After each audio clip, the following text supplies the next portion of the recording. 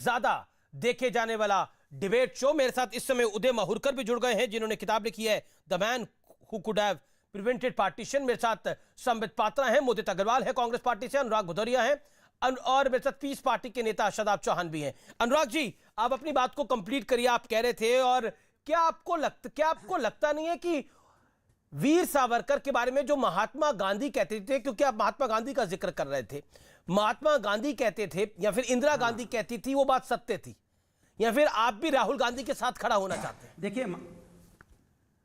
देखिए मैं तो इतिहास की बात करता हूं और इतिहास कभी झूठ नहीं बोलता।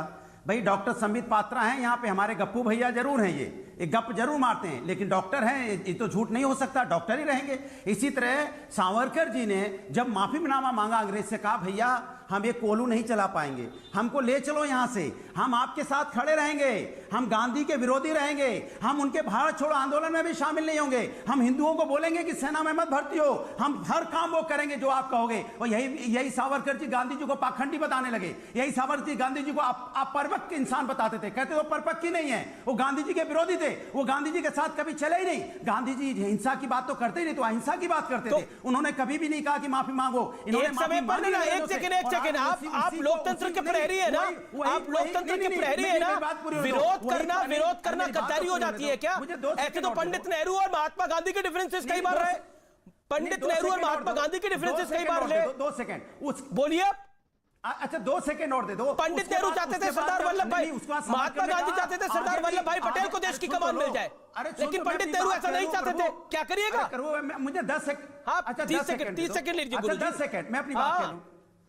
उसके बाद सावरकर ने कहा आगे भी हम यही करवाएंगे, बीजेपी की बनेगी, उसके बाद बीजेपी भी यही करेगी, डिवाइड एंड रूल, नफरत फैलाओ, विकास की राजनीति मत करो, या हिंसा फैलाओ, या किसी को रोक दो, किसी को होटल में जाके मार दो, किसी को रास्ते में घूमते हुए गोली मार देना, उसके बाद हम किसी को सस्पेंड भी नहीं करेंगे, हम गृह राज्य मंत्री नहीं हटाएंगे, आप जितना चाहो उतना रोन देना, क्योंकि हम न्याय नहीं देंगे, क्योंकि हम यहाँ नफरत की राजनीति करेंगे देश के अंदर में, विकास नहीं करेंगे, विकास से कोई लेने देना नहीं है, कोई लेना देना नहीं है। हमें सिर्फ डिवाइड एंड रूल करना है इस हिंदुस्तान के अंदर में, लेकिन हिंदुस्तान की जनता सब जान गई है, अमीर जी जान गई है, ये सावरकर के लोग हैं, जान तो गई है हिंदुस्तान की जनता। एक बात से मैं आपकी एग्री करता हूं, सत्ता का दुरुपयोग कर रहे हैं, बिल्कुल जान गई है देश की जनता। ठीक है, अंग्रेजों से उन्होंने तानाशाही सीखी है, इसलिए अंग्रेजों जैसा व्यवहार कर रहे हैं हिंदुस्तान के साथ, अंग्रेजों जैसा व्यवहार हिंदुस्तान के साथ भारतीय जनता पार्टी कर रही है, लेकिन देश की जनता वीर सावरकर अंग्रेजों के साथ क्या हो रहा है सरकार को।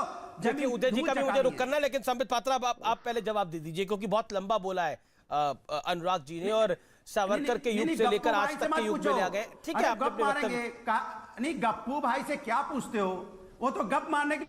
चलो गप ही मार देता हूँ, जरा इनकी आवाज कम तो करो। अमीश भाई कैसे बोलूंगा? अमीश भाई मारो गप्पे, अभी विषय क्या था? हाँ भगवान कैसे डिबेट करेगा आदमी? अमीश भाई हम लोग के ऊपर दया तो करो थोड़ी सी। अरे रोज शाम को ऑडियो डाउन करने बैठाते हो, आप बताओ क्या होगा हम लोग? अनुराग जी देखिए, मुझे लगता है ये अनफेयर है, आपने अपने वक्तव्य को रखा, आप बीच में बोल रहे हैं। इनकी चाबी बंद नहीं होती है। देखिए अनुराग जी, आपको बोलने की आवश्यकता नहीं है, वैसे ही हरा कुर्ता पहन के आते हो, इतना सेक्युलर कुर्ता पहन के आते हो, और क्या बोलना है? आप सारे वोट मिलेंगे, आप बैठो शांति से, मुझे बोलने दो। देखो अमीश भाई, विषय क्या था और यहाँ पे अनुराग जी क्या क्या बोल के गए हैं, मैं छोटा सा, इन्होंने गप्पू वप्पू कहा, मैं एक छोटा सा कहानी ही सुना देता हूँ, ज्यादा कुछ सावरकर जी के बारे में इनको क्या, वो कहते हैं ना मुहावरा है ना, भैंस के आगे बीन बजाने से क्या होगा, मेरे ही हाथ में दर्द होगा। अब देखिए, एक बच्चा था, क्वेश्चन पेपर डिक्लेयर हो गया एग्जामिनेशन का, उसमें आया कि क्वेश्चन पेपर में आने वाला है कि गाय पे ऐसे लिखना है, तो लड़के ने पहले से पढ़ लिया सब, गाय पे ऐसे 2 कान है, 2 आंख है, और 1 मुंह है, 4 पैर है, पूंछ है, सब पढ़ लिया, रट लिया पूरा। अगले दिन गया तो आया स्मशान घाट, गाय है ही नहीं, अब क्या होगा? तो स्मशान घाट आ गया, तो बच्चे ने ऐसे लिखा कि घर के सामने हमारे स्मशान घाट है, उसमें बड़ी बड़ी घास है, घास खाने गाय आ गई, गाय के इतने हाथ, गाय के इतनी पूंछ, गाय के फलाना, गाय का टिकड़ा, ये शुरू हो गया गाय। तो ये लखीमपुर खीरी, आप सावरकर पे डिबेट कर रहे हैं, इनको जाना है उत्तर प्रदेश, तो ले दे कि वो उत्तर प्रदेश पहुंच गए हैं, इनको कोई डिबेट सावरकर के बारे में सब ही नहीं जानते, ये क्या सावरकर के बारे में बोलेंगे? यहां हम क्या डिबेट? यहां उदय माहुरकर जी बैठे हैं जिन्होंने किताब लिखा है, मैं तो कहता हूं मेरा पूरा समय लीजिए, आप इनको दीजिए, कुछ ज्ञान हम लोगों को मिलेगा। 28 साल की उम्र में एक व्यक्ति को 2-2 बार का आजीवन कारावास होता है। आप जानते हैं ये वो व्यक्ति है वीर सावरकर जिन्होंने पहला पुस्तक लिखा था 1957 के इंडियन रिवॉल्यूशन के बारे में। इस किताब को प्रोस्क्राइब किया गया था, अंग्रेजों ने इस किताब को बैन किया था। उस किताब का नाम मैं आपको बताता हूं, इंडियाज वॉर इन इंडिपेंडेंस 1857। ये किताब गांधी जी भी मानते हैं, ये जो पहली बार भारत की जो स्वतंत्रता संग्राम 1857 का है, इसे जागृत करने का काम, इसे लिखने का काम, जनता के बीच 1857 की सिपाही म्यूटिनी को लाने का काम वीर सावरकर का है। ये कोई छोटा विषय नहीं है। आप जानते हैं भारतवर्ष का पहला case international court of justice में किसका गया था? वीर सावरकर का गया था। जब वो कूद करके फ्रांस से ब्रिटिश कब्जे में से छूट के भागे थे। उस समय इंडिया के लड़ने के लिए, ब्रिटिशरों के खिलाफ लड़ने के लिए फ्रांस और ब्रिटिश ने हमारे खिलाफ केस किया था। पहला case international court of justice में हुआ था। उस आदमी के लिए इस प्रकार से यहां बोला जा रहा है, अरे धिक्कार है। मैं उदय माहुरकर साहब का रुख करता हूं और उदय माहुरकर मेरे साथ हैं जिन्होंने इस किताब को लिखा है। उदय माहुरकर और चिरायु पंडित ने इस किताब को लिखा है, Veer Savarkar the man who could have prevented partition. Uday ji, आज बहुत सारे सवाल हैं और आज एक राष्ट्रीय बहस इस पे खड़ी हो गई है क्योंकि कल आपकी किताब का विमोचन हुआ जिसमें राजनाथ सिंह थे और सरसंघचालक मोहन भागवत जी थे, और उसके बाद से एक पॉलिटिकल तूफान खड़ा हुआ है।